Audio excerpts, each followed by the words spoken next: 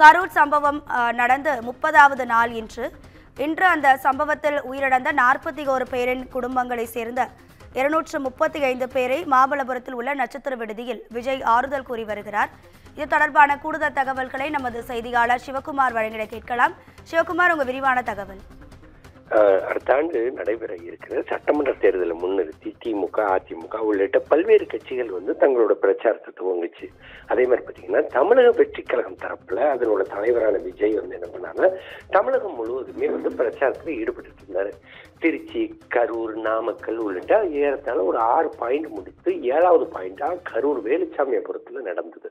காலையில மதியம் மாலை 7 மணி அளவுல கூட்டம் நடைபெறும் அப்படின்னு சொல்லி எதிர்பார்க்கப்பட்ட நிலையில அந்த கூட்டமானது என்ன ஆச்சுன்னு பார்த்தீங்கன்னா கொஞ்சம் காலதாமதமாச்சு. காலதாமதமான சூழ்நிலையில அங்க ஏற்பட்ட இட நெருக்கடி காரணமா ஏறத்தாழ 39 பேர் சம்பவ இடத்துல, அதாவது வேலுச்சாமியாபுரத்துல அந்த கூட்டம் நடைபெற்று இருந்த இடத்துலயே 39 பேரும், மருத்துவமனையில 2 பேருமா மொத்தம் 41 பேர் உயிரிழந்தது. தமிழகம் மட்டுமல்ல, இந்தியா முழுவதுமே ஒரு அதிர்வலையை உருவாக்கிச்சு. எப்படின்னு பாத்தீங்கன்னா, இந்த மாதிரி ஒரு சம்பவம், கோர சம்பவமானது மக்கள் நெருக்கடி மிகுந்த ஒரு பகுதியில எப்படி நடந்தது அப்படின்னு சொல்லி ஆரம்ப காலங்களில் தொட்டே தமிழக அரசு, அதே மாதிரி பாத்தீங்கன்னா மத்திய அரசு உள்ளிட்ட பேர்கள் பல்வேறு குழுக்கள் அனுப்பி இதன் மூலம் இதுல உள்ள என்ன நடந்தது அப்படிங்கிறத விசாரணைக்கு ஆரம்பிச்சாங்க.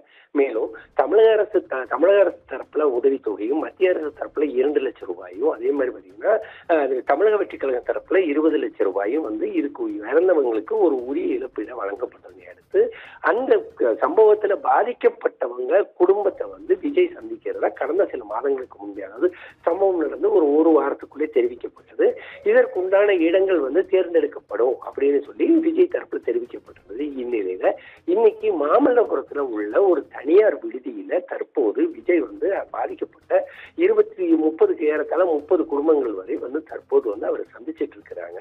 இதுல சம்பவம் நடந்தது என்ன, எதனால இந்த மாதிரி பாதிக்கப்பட்டது, உயிரிழந்தவங்க குடும்பத்துக்கு என்ன மாதிரி எல்லாம் தாவேகா பொறுப்பேற்கும் அப்படிங்கிற மாதிரி எல்லாம் தொடர்ச்சியா விசாரிச்சுட்டு இருக்கிறாங்க.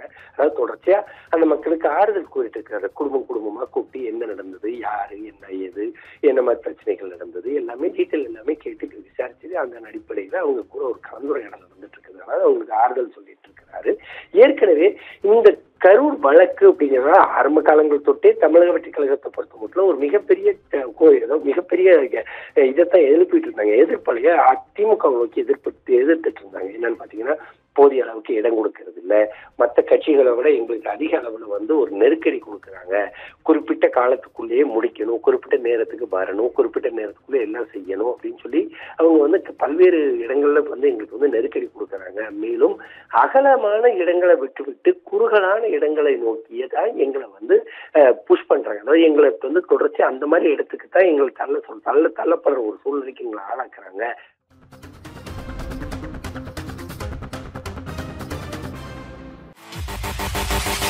Yeah.